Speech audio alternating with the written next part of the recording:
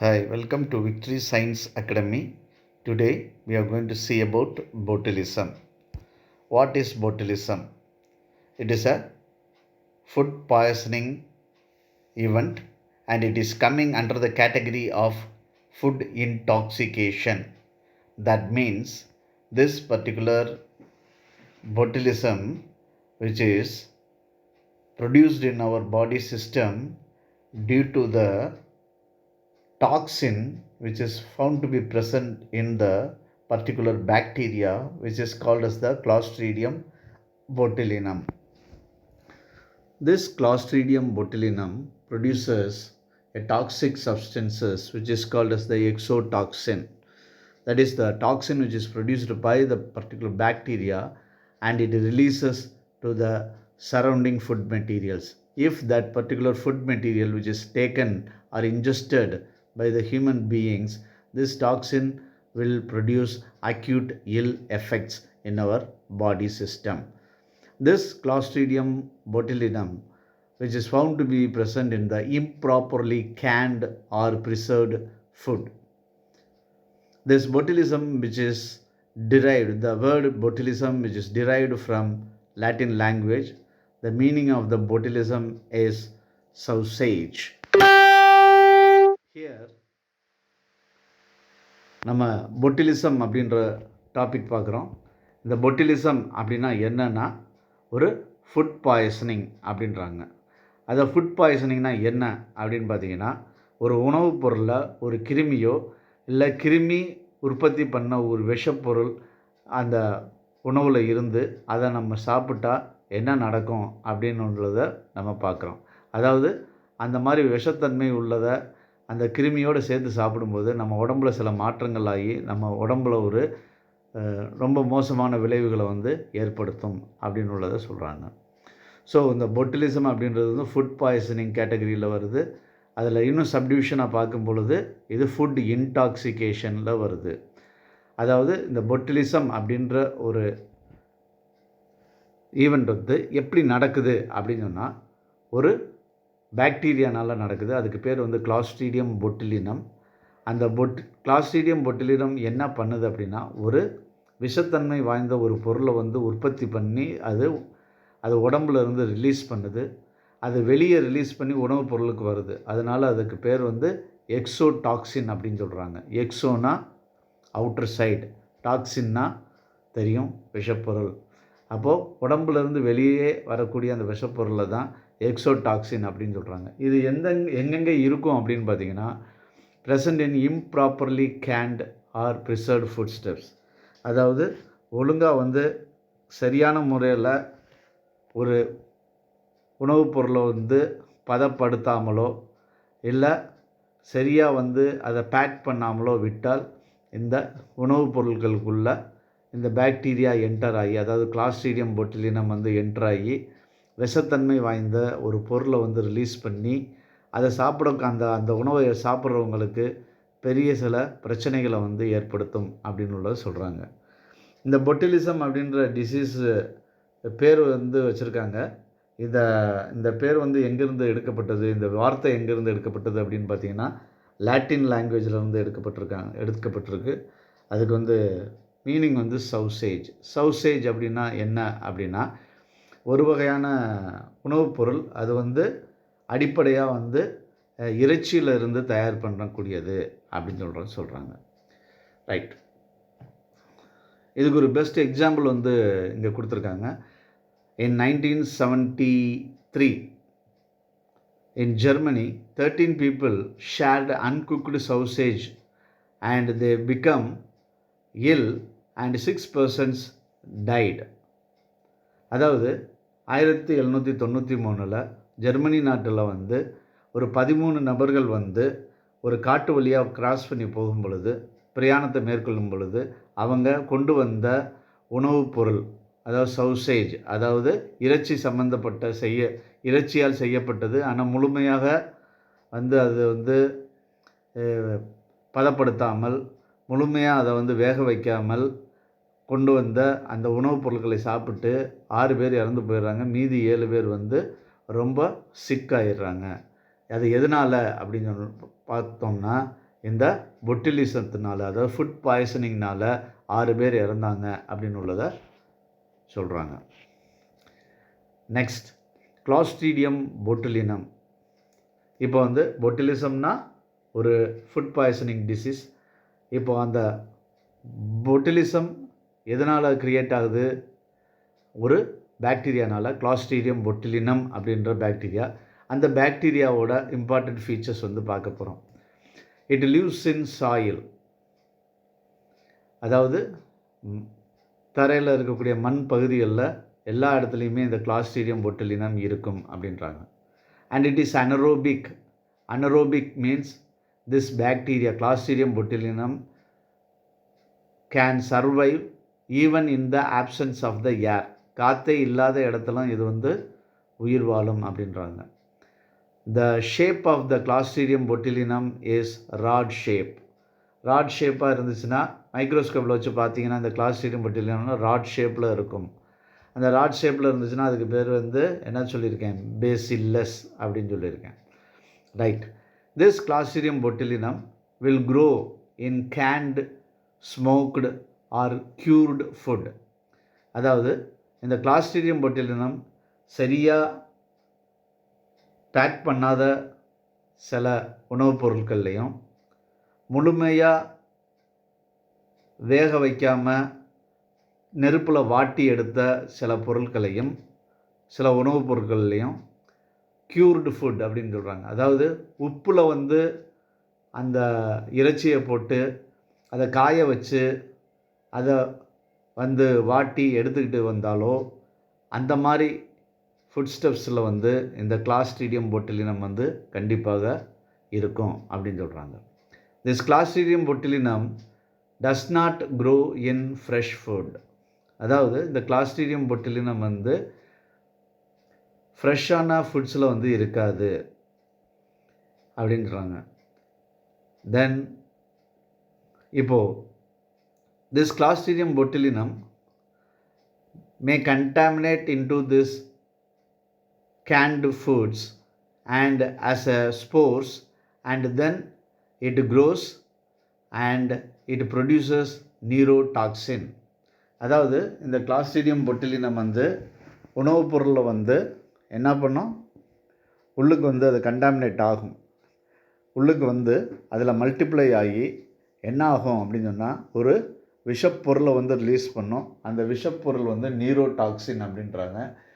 டாக்ஸினால் விஷப்பொருள், நீரோ அப்படின்னா நர்வஸ் சிஸ்டத்தை அஃபெக்ட் பண்ணக்கூடிய ஒரு விஷப்பொருள், அதாவது நரம்பு மண்டலங்களை அஃபெக்ட் பண்ணக்கூடிய ஒரு விஷப்பொருள் அப்படின்னு உள்ளதை சொல்கிறாங்க. தென் பொட்டுலினம், அதாவது பொட்டுலிசம் பார்த்தோம். பொட்டுலிசத்தை காஸ் பண்ணக்கூடிய பாக்டீரியா பேர் கிளாஸ்ட்ரீடியம் பொட்டுலினம் அப்படின்னு பார்த்தோம். இப்போது அந்த பாக்டீரியா ப்ரொடியூஸ் பண்ணக்கூடிய டாக்ஸினுக்கு பேர் பொட்டுலினம் அப்படின்னு சொல்கிறோம். So botulinum which is a toxin which affects the nervous system, so it is called as neurotoxin.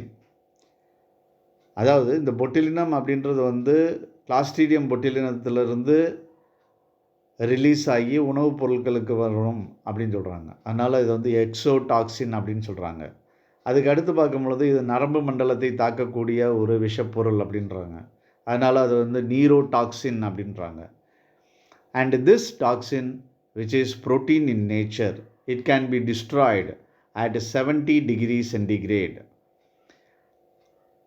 அதாவது இந்த டாக்ஸின் அப்படின்றது வந்து எப்படிப்பட்டதாக இருக்குது அப்படின்னு பார்த்தா ஒரு புரதப் பொருளாக இருக்குது. புரதப் பொருள் அப்படின்னு சொல்லும் பொழுது அமினோ ஆசிட்ஸ்னால் அது செய்யப்பட்டதாக இருக்குது அப்படின்றாங்க. ஆனால் இந்த டாக்ஸினை வந்து நம்ம செயல் இழக்க வைக்க முடியும். எப்போனா நீங்கள் வந்து உணவுப் பொருளில் வந்து இந்த டாக்ஸின் இருக்குன்னா அந்த உணவுப் பொருளை வந்து ஒரு 100 டிகிரி ஹீட் பண்ணுறீங்கன்னு வச்சுக்கோங்க, 70 டிகிரி ஆகும் பொழுதே அந்த கிருமி அந்த டாக்ஸின் எல்லாமே செயலிழந்து போயிடும் அப்படின்னு உள்ளதை சொல்கிறாங்க. And the botulinum sources are canned meat, fish and protein foods. அதாவது இது எதுலலாம் இருக்கும் அப்படின்னு பார்த்தீங்கன்னா கேன்டு ஃபுட்ஸில் வந்து இருக்கும். கேன்டு ஃபுட்ஸில் வந்து இறைச்சி வரும், மீன் வரும், சில புரோட்டீன் மாலிகுல்ஸ், புரோட்டீன் சப்ஸ்டன்சஸ் வரும். அதிலலாம் இந்த பொட்டிலினம் இருக்கிறதுக்கு, விஷப்பொருள் இருக்கிறதுக்கு வாய்ப்புகள் அதிகமாக இருக்குது அப்படின்னு சொல்கிறாங்க. A mere taste of food containing poison is enough to cause death. அதாவது இந்த பொட்டிலினம் இருக்கக்கூடிய உணவுப் பொருளை நீங்கள் லைட்டாக எடுத்து டேஸ்ட் பண்ணி பார்த்தாலே நீங்கள் செத்துருவீங்க அப்படின்னு சொல்கிறாங்க. அதை இறந்து போவீர்கள் என்று சொல்கிறாங்க. ஏன் அப்படின்னு பார்த்தீங்கன்னா, this botulinum toxin which is actively absorbed in the blood and it goes to the nerve endings in the muscles and it prevents the neurotransmitters which are present in it so that impulses are blocked, brain does not work, so death may occur. அதாவது இந்த toxin வந்து சாப்பிட்ட உடனே என்ன ஆகும்னா ரத்த ஓட்டத்தில் கலந்து நரம்பு மண்டலங்களுக்கு போய் மசில்ஸில் வந்து அந்த இம்பல்சஸ் வந்து போகாமல், செய்ய வேண்டிய வேலையை செய்ய முடியாமல், பிரெயின் வந்து ஆர்டர் கொடுக்காம என்ன ஆயிரும், நம்ம எதுவுமே செய்ய முடியாத சூழ்நிலைக்கு தள்ளப்பட்டு இறந்து போயிடுவோம் அப்படின்னு சொல்கிறாங்க. சிம்டம்ஸ் அப்படின்னு பார்க்கும் பொழுது paralysis of muscles of eyelid, then blurred vision, dilated pupils, paralysis of muscles involved in speech, difficulty in swallowing, difficulty in speaking. அதாவது மசில்ஸ் எல்லாம் அஃபெக்ட் பண்ணோம் அப்படின்னு சொல்லிட்டேன். அதாவது நரம்பு மண்டலத்துக்கு போய் மசில்ஸ் எல்லாம் முதல்ல அஃபெக்ட் பண்ணோம் அப்படின்னு சொன்னால், அதில் முதல்ல அஃபெக்ட் ஆகக்கூடிய மசில் வந்து கண் இமை. அதுதான் என்னது, ஐலிட் அப்படின்னு போட்டிருக்காங்க. அந்த ஐலிட்டில் இருக்கக்கூடிய மசில்ஸ் வந்து முற்றிலும் செயலிழந்து போகுது. அதாவது இமை வந்து மூடணும், மூடி திறக்கணும், ஆனால் அது மூடாமல் அது திறந்தே இருக்கும். இமைகள் மூடாமல் திறந்தே இருக்கும் இந்த மாதிரி ஃபுட் பாய்சன்னால்.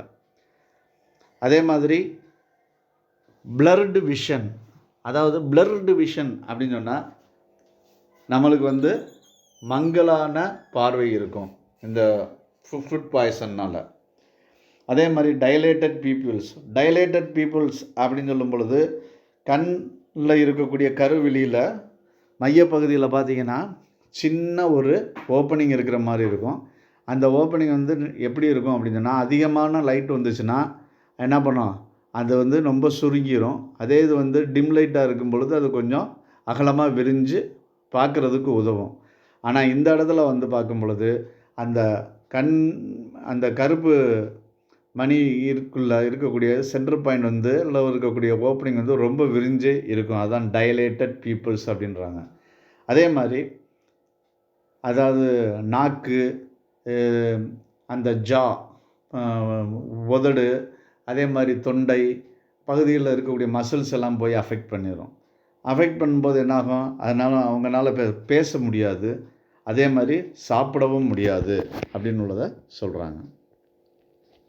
தென் ப்ரிவென்ஷன், எப்படி இந்த பொட்டிலிசத்துலேருந்து நம்மளை வந்து வராமல் தடுத்துக்கலாம் அப்படின்னு உள்ளதை சொல்கிறாங்க. The canned and preserved food must be heated before eating.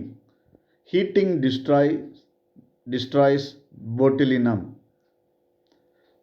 First point பாருங்கள், இதில் வந்து கேன்டு ஃபுட், அதாவது டின்டு ஃபுட்டு சொல்கிறாங்க. அந்த டின்டு ஃபுட்டில் இருக்கக்கூடிய வந்து உணவுப் பொருளை எடுத்து முதல்ல ஒரு பேனில் போட்டு நல்லா ஹீட் பண்ணணும். அப்படி ஹீட் பண்ணிட்டோம்னா என்னாகும், சப்போஸ் அதில் கிருமியோ அந்த பொட்டிலினமோ இருந்தால் அந்த கிளாஸ்ட்ரீடியம் பொட்டிலினமோ அது ரிலீஸ் பண்ணி இருக்கக்கூடிய பொட்டிலினம் அப்படின்ற அந்த டாக்ஸின் இருந்தால் அது சூடாகும் பொழுது என்ன ஆயிரும், 70 டிகிரி சென்டிகிரேடில் அது டீக்ரேட் ஆகிரும், அது செயலிழந்துடும். அதுக்கப்புறம் அதை சாப்பிட்டா நம்மளுக்கு ஒன்றும் செய்யாது அப்படின்னு உள்ளதை சொல்கிறாங்க. Spoiled canned food must be rejected. எப்போவுமே கேன்டு டின்டு ஃபுட்லேருந்து நம்ம ஓப்பன் பண்ணோடனே கலர் சேஞ்ச் ஆகியிருந்தாலோ, ஒரு ஸ்மெல் வந்தாலோ, இல்லாட்டி கேஸ் வந்து அப்படியே வந்தாலோ அது கெட்டு போயிடுச்சுன்னு அர்த்தம். இமீடியட்டாக அதை சாப்பிடாமல் இருக்கிறது நல்லது அப்படின்னு சொல்கிறாங்க. The food must B well cooked. அதாவது நம்ம சாப்பாடு வந்து முழுமையாக சமைச்சிருக்கணும். அப்படின்னா ஒரு 100 டிகிரிஸ் சமைக்கணும்னா 100 டிகிரிஸ் வந்து கரெக்டாக சமைச்சிருக்கணும். அதே பாதியாக வந்து பாதி ஹீட்லேயோ இல்லை சிம்லேயோ போட்டு டக்குன்னு எடுத்துட்டாலோ அந்த ஃபுட்டு வந்து சரியாக வேகவும் செய்யாது. சப்போஸ் அதில் பாக்டீரியா இருந்தால் அது கில்லும். அந்த பாக்டீரியா இருந்தால் அது சாகாது அப்படின்னு உள்ளதை சொல்கிறாங்க. Then treatment. Botulism can be treated with polyvalent botulinum antitoxin. அதாவது சப்போஸ் இப்போ நம்மளுக்கு வந்து ஒரு உணவுப் பொருளில் இந்த கிளாஸ்ட்ரீடியம் பொட்டிலினம் வந்து அதில் வந்து எக்ஸோடாக்சின் பொட்டிலினம் வந்து ரிலீஸ் பண்ணிருச்சு, அதை நம்ம தெரியாதனமாக சாப்பிட்டுட்டோம் அப்படின்னு சொன்னால் அப்போ வந்து அவங்களுக்கு என்ன ஆகும், சிலவங்க டெத்தை நோக்கி போயிடுவாங்க, சிலவங்களுக்கு வந்து ரொம்ப சிவியராக இருக்கும். அந்த டயத்தில் வந்து என்ன கொடுக்கலாம் அப்படின்னு சொன்னால் ஒரு ட்ரீட்மெண்ட் கொடுக்கலாம். அதுக்கு பேர் வந்து பாலிவேலண்ட் பொட்டிலினம் ஆன்டிடாக்சின். அதாவது இந்த பொட்டிலினம் டாக்சினுக்கு ஆன்டிபாடி மாதிரி இருக்கக்கூடிய ஒரு சப்ஸ்டன்ஸ், அதுக்கு பேர் வந்து ஆன்டிடாக்சின் அப்படின்னு சொல்கிறாங்க. அது வந்து பாலிவேலண்ட் ஒரு ஆன்டிடாக்சின் ஆனது ஒரு 10 டாக்ஸினை நியூட்ரலைஸ் பண்ணக்கூடிய கெப்பாசிட்டியில் இருக்கும். அதை வந்து பாடியில் இன்ஜெக்ட் பண்ணி விட்டுட்டா பிளட்டில் போய் அது எங்கெங்கே இருக்குன்னு போய் கரெக்டாக பார்த்து அதை வந்து என்ன பண்ணிடும், அந்த டாக்ஸினை வந்து டாக்ஸின் கூட இந்த ஆன்டிடாக்சின் சேர்ந்து அந்த டாக்ஸிக் எஃபெக்டை வந்து க்ளோஸ் பண்ணிடும். அதனால் அவங்க வந்து இந்த நோயிலிருந்து தப்பிச்சுக்கிடுவாங்க அப்படின்னு உள்ளதை சொல்கிறாங்க. So botulism can be treated with polyvalent botulinum antitoxin. Poly means many. ஒரு ஆன்டிடாக்சின் வந்து ஒரு 10 15 டாக்ஸினை வந்து அட்டாக் பண்ணி அதை நியூட்ரலைஸ் பண்ணும் அப்படின்னு உள்ளதை சொல்கிறாங்க. Okay, in this video we clearly seen about the botulism, which is coming under the food poisoning, especially in the food intoxication process. That's all about botulism. See you in the next video. Thank you.